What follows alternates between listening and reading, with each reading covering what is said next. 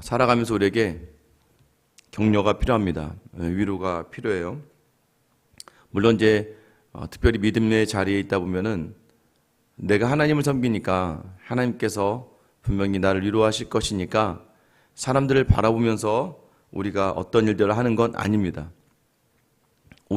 나는 사람들의 위로를 바라지 않는 자리에 서는 것, 그러나 하나님의 사람으로서 다른 누군가를 위로하고 격려하는 도구로는 내가 서 있어야 됩니다. 나는 바람이 없고 다른 사람을 하나님의 마음을 담아서 바라볼 수 있는 상황, 그게 바로 위로가 되고 격려가 되는 것이죠. 근데 그것이 말과 행동으로 나타나는 거예요. 어쩌면 새벽에 나오신 여러분들이 저에게는 그러한 격려가 되고 위로가 되겠죠. 제가 한번 여러분들을 없이 가끔 이제 제가 영상으로 새벽 예배를 대신해서 찍을 때가 있잖아요. 그러면 그 전날이나 전전날 따로 이제 이 본당에서 혼자 말씀을 이제 준비하고 전합니다. 근데 신기하죠. 동일한 원고인데도 불구하고 아무도 없을 때는요, 설교가 한 10분이면 끝납니다. 준비한 대로 그냥 하면 10분이면 끝나는 거예요.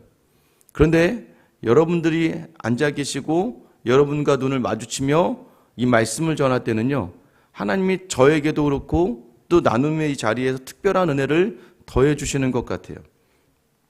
하나님께서 이 자리를 축복해 주시는 겁니다. 아마 여러분들이 어쩌면 또 제가 어쩌면 서로가 이 새벽의 자리를 격려하며 서 있기 때문이 사실 인터넷으로 편안하게 예배를 드릴 수도 있습니다. 이 말씀 듣는 거 어차피 새벽 기도는 딱 말씀만 잘라내거든요.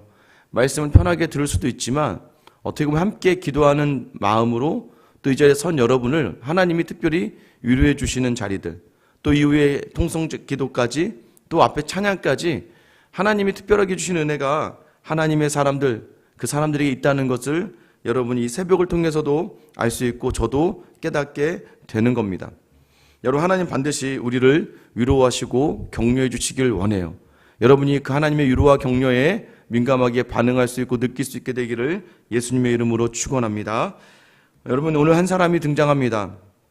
25절에 보면 예루살렘에 시므온이라는 사람이 있으니예요.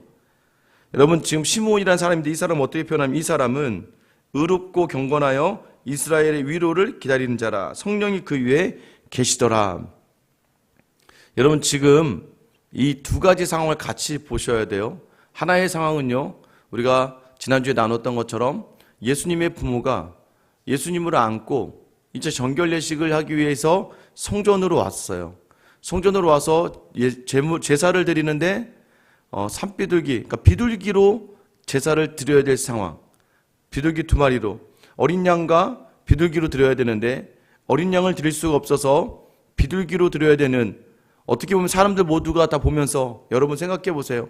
13, 14살 정도의 소녀와 많아야 20살도 안 된, 채 안 된 젊은 청년이, 그러니까 부부가, 젊은 부부, 어린 부부가 아이를 안고 여러분 제사를 드리러 가는데 가진 게 없으니까 산비둘기 2마리를 가지고 향하는 그 모습들. 여러분, 둘이 걸어가면서 얼마나 초라했을까. 가끔 교회에 오다 보면 또 삶을 살다 보면 내 모습이 이렇게 초라하게 느껴질 때가 있고 내 모습이 이렇게 부족으로 느껴질 때가 있어요. 그런 발걸음 속에서 하나님이 이 부부에게 어떤 위로를 주시는가. 여러분, 그 위로를 주는 사람이 또 누구인가 봤더니 오늘 시므온이라고 하는 사람인 거예요. 이 사람은요, 의롭고 경건하여 이스라엘 위로를 기다렸다. 여러분, 위로를 기다렸다라는 거 뭘 의미해요? 힘들고 어렵고 지친 삶을 살아가고 있었다는 걸 얘기하는 거예요. 뭔지 모르지만 이 땅을 살아가며 믿음으로 살아가는 사람이었는데 그 삶 속에서 무언가 위로가 필요한 사람이었다는 거예요. 근데 이 사람이 의롭고 경건하다라고 얘기해요. 이 말의 표현은요, 그가 힘들고 어려운 자리에서도 경건하게 그의 직무를 온전하게 감당하였다는 표현입니다. 어떤 일을 맡았는지는 잘 모르겠습니다만 아마 많은 사람들이 이 시므온은 선지자였을 것이다 라고 얘기해요. 이 뒤에 나오는 찬양을 통해서 알 수 있거든요. 여러분, 황폐해진 땅에서 하나님의 음성이 없는 곳에서 400년간 말라기 선지자 이후에 사가랴를 통해 일어난 말씀 외에는 아무런 말씀이 없는 곳에서, 황폐한 그곳에서 선지자의 삶을 감당하는 이 한 영혼이 얼마나 힘들고 지치고 고됐겠습니까? 여러분, 교회를 하다 보면 마치 혼자 있는 것처럼 느껴질 때가 있고, 내가 하는 그 모든 자리에서 어렵고 지칠 때가 있습니다. 여러분, 또 믿음으로 한 가정 안에서 혼자 서 있는 자리가 때로는 고나고 지치고 연약하고 무너질 때가 있어요. 그럼에도 불구하고 의인이다, 경건하다는 표현은 뭐예요? 그럼에도 내가 감당하고 있는 그 하나님을 향한 마음들을 온전하게 지키고, 여러분, 어떻게든 그 삶 가운데서 하나님을 드러내기 위해 살아가는 거예요. 여러분, 그리고 그가 그 위로를 기다렸다는 거예요. 언제일지 모를 그 위로를 기다리며 살아갔다는 거예요. 어떻게 살 수 있을까요? 많은 사람들이 그런 질문을 하지 않습니까? 넌 어떻게 그렇게 믿음으로 버티고 있니? 넌 어떻게 그게 가능하니? 여러분, 가능한 이유가 있습니다. 그게 무엇이에요? 오늘 시몬과 관련해서 3번이나 계속해서 강조되는 단어가 있어요. 그게 뭐예요? 성령이 그 위에 계시더니예요. 26절에도 보면 성령의 지시를 받았더니, 27절에도 성령의 감동으로. 여러분, 기억하셔야 돼요. 우리가 버티고 견디고 기다릴 수 있는 힘은 성령이 주시는 거예요. 그래서 우리가 바라는 자리는 뭐예요? 성령 충만을 바라셔야 되고, 성령의 함께 하심을 놓치지 않으셔야 돼요. 성령을 놓치니까 외톨이가 되는 거예요. 외톨이가 되니까 분이 나고 화가 나는 거예요. 성령이 내 옆에 계셨거든요. 성령이 함께 하시고 성령이 인도하신 대로 가면 되는데, 그 순간 찰나에 우리가 성령의 인도하심을 끊어내요. 가족 안에서도 마찬가지예요. 자녀들, 특히 나를 가장 잘 아는 남편과 아내와 자녀와의 관계 속에서 여러분, 하나님이 분명히 원하시는 자리가 있어요. 여러분, 그때 주여 한마디 속에서 하나님이 내게 원하는 반응을 우리에게 성령이 알려주세요. 근데 우리가 얼마나 대단한 존재인지 그 성령의 음성까지도 끊어낼 때가 있다는 거예요. 됐습니다, 하나님. 잠깐 이건 됐고요. 이건 제가 좀 처리하고 볼게요. 잠깐 성령님은 좀 빠져 계세요. 여러분, 시므온이 버티고 견디고 의인으로 감당하며 살 수 있었던 가장 큰 이유는 성령을 통해서 그 자리를 기다리기 때문입니다. 여러분이 지금 이 삶의 자리를 버티고 견디고 감당해야 된다면 여러분에게 빠지지 말아야 될 그 자리가 누구냐? 성령님이 함께 해주시기를. 그러면 성령의 음성에 민감하게 반응하기를 결단하셔야 돼요. 그럼 자꾸 물어보세요. 예수님이면 무엇을 원하실까? 하나님이면 무엇을 원하실까? 여러분, 그 안에 성령의 음성에 반응하며 나아갈 때 그 자리가 우리에게 의롭고 경건하게 감당되어지는 자리인 줄 여러분 기억하시며 성령님과 함께 할 수 있게 되길 예수님의 이름으로 축원합니다. 여러분, 성령님이 그에게 어떤 음성을 주신 줄 아세요? 26절에 보면 그가 주의 그리스도를 보기 전에는 죽지 않겠대요. 나이가 찹니다. 점점점 찹니다. 주의 그리스도를 언제 봐요? 가장 큰 고문 아니겠습니까? 잘 될 거야. 예수님이 큰 은혜 주실 거야. 언제요? 근데 여러분 어떻게 해요? 그 성령의 지시에 순종하며 서 있는 거예요. 그러다 결국 여러분 27절에 성령의 감동으로 성전에 들어가며 마침 부모가 율법의 관례대로 행하고자 그 아기 예수를 데리고 오는지라. 여러분, 그 기나긴 세월을 기다리고 성령과 동행한 하루하루의 삶이 어떤 삶이 돼요, 여러분? 그 지치고 초라하게 다른 사람들의 시선은 야, 저 어린 것들이 가난하게 드릴 것도 없구나. 참 초라하게 저 아기를 안고 성전에 향하는 그 처량한 그 예수님의 부모들, 요셉과 마리아의 모습을 가장 큰 위로로, 가장 큰 격려로 그 아기가 메시아임을 확인하는 놀라운, 마치 확증하는 그 증인으로 이 시므온이 사용되어지고 있다는 거예요. 여러분, 시므온이요, 그 아이를 안습니다. 막 갔겠죠. 예수님의 부모에게 와, 주님이시다. 이 아기 예수님을 잠깐 나에게 달라고. 잠깐 내가 여러분 얼마나 자기가 간절히 바랬던 그 자리, 하나님이 너 그리스도를 보게 될 거야. 여러분, 이 마음이 얼마나 시므온에게 벅찼을까요? 28절에 보면 시므온이 아기를 안고 하나님을 찬송합니다. 주제여, 이제는 말씀하신 대로 종을 평안히 놓아주시는도다. 이건 뭐예요? 야, 내가 이제 편안해졌다, 그 기다려 지쳤다가 아니에요. 말씀대로 내게 이루어졌다는 거예요. 이 마음에 위로하며 졸이며 하나님을 향해 간구하던 그 하나님의 위로가 이제 내게 이루어졌다는 거예요. 나는 예수를 본 거예요. 예수를 만난 거예요. 여러분, 이것을 시므온이 고백한, 난 예수를 만났어요. 나는 그리스도를 만나고 구원을 만났습니다. 그리고 3절에 보세요. 내 눈이 주의 구원을 보았습니다. 여러분, 기다리며 성령과 함께 동행하며 의롭고 경건하게 그 자리를 감당해낸 사람들이 반드시 반드시 보게 되는 것이 바로 예수 그리스도의 하시는 일, 하나님의 놀라운 역사인 줄 믿으시기를 축원합니다. 흔들리지 마셔야 돼요. 반드시 본다는 거예요. 여러분, 근데 그 반드시 보면 성령 충만에 동행되는 자리가 있겠죠. 뭐예요? 주의 구원을 보았다는 건 뭐예요? 수많은 선지자들 통해서, 구약의 선지자를 통해서 말씀하신 그 약속의 주를 보았다는 거예요. 그럼 뭐예요? 이전의 말씀들을 묵상하고 되뇌이고 말씀과 함께하는 삶을 살았다는 걸 또한 얘기하는 거예요. 그러니까 성령 충만의 삶은 말씀과 동행하는 삶을 이야기하는 것이죠. 31절, 이는 만민 앞에 예비하신 것이요. 32절, 이방을 비추는 빛이요. 주의 백성 이스라엘의 영광이니이다. 여러분, 지금 시므온이 어떤 고백까지 나아가는 줄 아세요? 이 예수는 이스라엘만을 위한 예수가 아니라 만민을 위하여 오시는 이방의 빛이 된 예수다. 여러분, 이 이야기를 누가 처음 시작하게 되는 거예요? 전 세상, 이 온 세상 모든 이들을 구원의 길로 인도하시는 오직 구원의 빛이 되신다는 것을 이 시므온이 찬양을 합니다. 그래서 이 시므온이 선지자라는 거예요.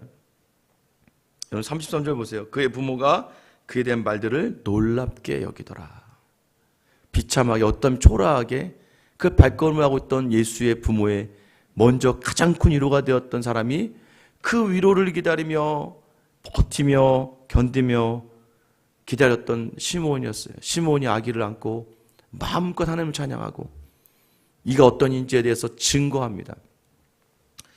34절 보면 시므온이 그들에게 축복하고 그의 어머니 마리아에게 말하 이르되 보라, 이는 이스라엘 중 많은 사람을 패하거나 흉하게 하며 비방을 받는 표정이 되게 할 세움을 받았고 또 칼이 내 마음을 찌르다리니 이는 여러 사람의 마음의 생각을 드러내려 함이니라 하더라.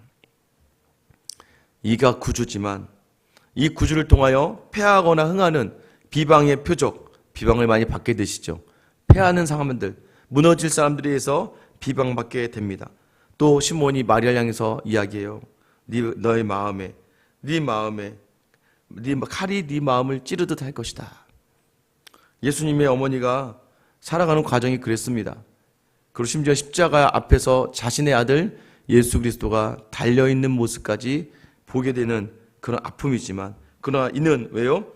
그 목적이 뭡니까? 여러 사람의 마음의 생각을 드러내려 함이라. 이게 뭐예요? 심판의 기준이 된다는 거예요. 그 십자가 앞에서 네 마음이 찢어지는 것 같으나 그 너와 같은 마음으로 그 십자가를 바라보는 사람들에게는 구원의 빛이 되지만 너와 다른 마음으로 그 십자가를 바라봤던 사람들에게는 심판이 되는 것이다라는 걸 말씀하고 계시는 거예요. 때로는 우리가 십자가를 지고 가는 자리는 우리의 가슴을 찌르는 듯한 고난과 고통과 아픔이 있습니다. 그러나 여러분, 그 십자가 앞에서 마음으로 서는 사람들은 이미 그 빛을 보고 구원을 바라보는 사람이 되는 것이지만, 그 앞에서 비방을 하며 그 앞에서 조롱하는 자들은, 또 그 앞에서 자기 자신을 드러내는 자들은 결국 심판의 자리에 설 수밖에 없다는 것을 이야기하는 거예요. 성령 충만하고 경건하고 의로웠던 이 시므온, 그러나 그 자리를 감당해내며 서 있는 자리가 얼마나 힘들었을까요? 그가 고대하고 기다렸던 예수 그리스도를 하나님은 결국 보게 하십니다. 여러분, 우리가 마찬가지 이 땅을 살아가면서 믿음의 자리를 지켜내는 게 쉽지 않아요. 믿음은 쉽지 않습니다만은, 그러나 믿음은 반드시 능력으로 우리의 삶 가운데 이루어진다는 것을 여러분 기억하시기를 축원합니다. 언제까지일까요? 어떻게 하실까요? 늘 기다려야 됩니다. 기다리는 무엇을 이야기하는 거예요? 내 부족을 이야기하는 거고, 내 결핍을 이야기하는 거고, 내 안에 무언가 갈망을 원하는 거고, 하나님의 긍휼을 기다리는 자리입니다. 그러나 여러분, 세상의 자리와 다르게 이 하나님의 자리는 반드시 약속하신 말씀대로 이루어지는 거예요. 그래서 여러분 놓치지 말아야 될 게 뭐예요? 성령의 충만으로 성령의 음성 가운데 오늘 내 생각과 다른 자리를 감당해 내셔야 되고, 더 나아가서 이것이 가능한가, 이것이 가능하지 않은가 마음이 의심이 생길 때는 말씀으로, 주님이 주신 말씀, 여지껏 한 번도 실패하지 않으셨고 이루셨던 그 말씀을 붙들면서 하루를 살아낸다면 하나님은 반드시 여러분 위로하여 주실 줄 믿으시기를 원합니다. 그리고 여러분을 반드시 격려해 주시고 만나 주시며 이것이 바로 하나님의 놀라운 일을 하심이구나라는 것을 알게 하실 줄 믿으시길 바라요. 저희 교회에는 제가 말씀드린 것처럼 은퇴하시고 교회 나오시는, 성도로 나오시는 목사님 가정이 있습니다.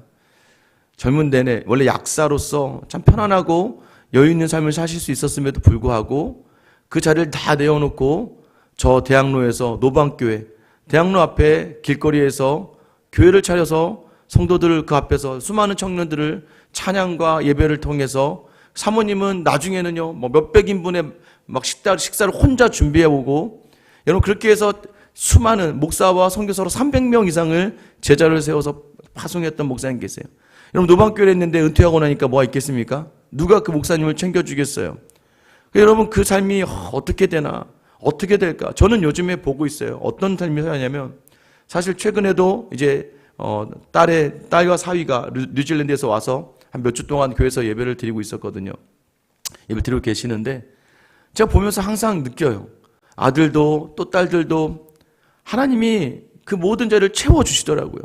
사실 제가 오늘 본문을 한번 읽다가 가장 먼저 생각난 게 목사님이셨어요. 교회에 오셔도요, 여러분 얼마나 겸손하게, 예배 끝나면 항상 저에게 두 눈에 눈물이 가득 차셔서, 사실 제가 전하는 말씀, 여러분 얼마나 목사로 오래 말씀을 전하시고 수많은 목사님들과 교제하지 않았겠습니까? 항상 가장 눈물을 많이 흘리시면서 오셔서 나가시길 제 손을 붙들어 주시면서 오늘 너무 많이 은혜 받았어요. 목사님 감사해요. 항상 겸손하게, 항상 그 누구보다도 진실되게 저에게 인사해 주세요. 여러분 매일매일마다 말씀 묵상하시고, 여러분 그 삶의 자리의 끝을 하나님께서 어떻게 채우시니 봤더니요, 하나님 너무나 놀라우세요. 얼마 전에 아들이요, 이제 이 음악을 전공하셨는데, 음악을 전공하다가 갑자기 이제 비엔나 쪽에서, 오스트리아 쪽에서 음악을 전공하다가 잘 나가다가, 근데 이제 그게 어느 한계가 있잖아요. 근데 그 한계 속에서 하나님 마음을 주셔서 신학을 하게 되었습니다. 여러분 신학을, 저보다도 연배가 좀 더 있으신 것 같은데 신학을 40이 넘어서 해서 뭐가 되겠습니까? 근데 여러분 하나님이 놀라운 은혜로 이 미국으로 이제 옮겨지는 과정에서 어떻게 하면 거기 바로 그 교회 담임 목사가 되신 거예요. 목사가 되자마자 그 길을 또 하나님이 기억해요. 왜냐하면 간 교회에서 사역을 하다 봤는데 그 교회 담임 목사님이 갑자기 한국으로 들어갈 일이 생겨버린 거예요. 근데 그 교회에 있는 성도들이 거의 다 만장일치로 그 아들 목사님을 목사로, 담임 목사로 세운 거죠.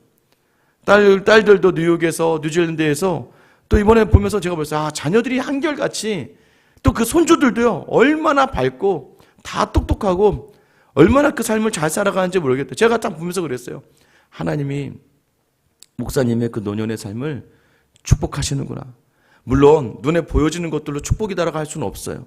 하지만 하나님은요 반드시 하나님의 사람을 위로하시고 격려하신다는 것을 경험할 수 있는 그러한 삶의 자리였던 것 같아요. 여러분들 오늘도 여전히 언제일지 모를 그 시간이 우리에게 계속됩니다만은, 여러분 그러나 하나님의 약속은 반드시 우리의 삶 가운데서 이루어지고, 근데 그것을 어떻게 버텨야 돼요 여러분? 성령의 음성을 따라서 사셔야 돼요.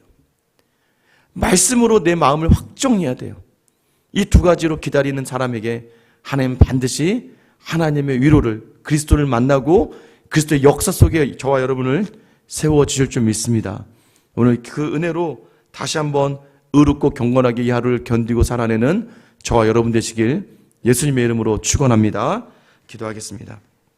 하나님, 오늘도 우리의 삶이 척박하고 황폐하며 외롭고 괴롭고 지치고 고나지만 오늘 주시는 말씀을 주님의 음성으로 받으며 오늘 시므온과 같이 하나님 그 외롭고 괴로운 자리, 황폐해진 그 땅에서 말씀 붙들며 성령의 음성으로 살아가는 자리가 쉽지 않았으나 결국 그는 아기 예수를 안고 터벅터벅 걸어오는 정말 누구보다도 초라했던 예수 그리스도의 부모 요셉과 마리아의 큰 위로가 되게 하시며 또 그에게는 그리스도를 보게 하시는 놀라운 은혜를 예비하신 하나님, 그 은혜를 오늘 우리에게 동일하게 주실 줄 믿사오니 하나님, 오늘도 다시 한번 우리의 삶의 자리에 말씀 붙들고 성령의 음성에 기대어 의롭고 경건하게 살아내기를 결단한 하나님의 성도들에게 동일한 은혜로 채워 주실 줄 믿사오니 감당할 힘과 능력 주시며 오늘도 주님의 위로와 격려를 온전하게 기다리는 사람처럼 살아가는 하나님의 백성들이 다 되게 하여 주시옵소서. 오늘 이 말씀을 마음으로 받아 순종하면 반드시 이루어 주실 줄 믿사오니 하나님, 오늘도 우리의 연약한 마음에 주님의 손으로 인도하여 주시고 아버지, 흔들리지 않게 담대히 설 수 있는 귀한 하루가 되게 하여 주시옵소서. 언제나 늘 우리에게 좋은 것 주시길 원하며 늘 위로가 되게 하시고 격려가 되게 하시며 특별히 우리를 통하여 위로자가 격려자가 되게 하실 우리의 주님 예수 그리스도의 이름 받들어 기도드립니다. 아멘. 이 시간 기도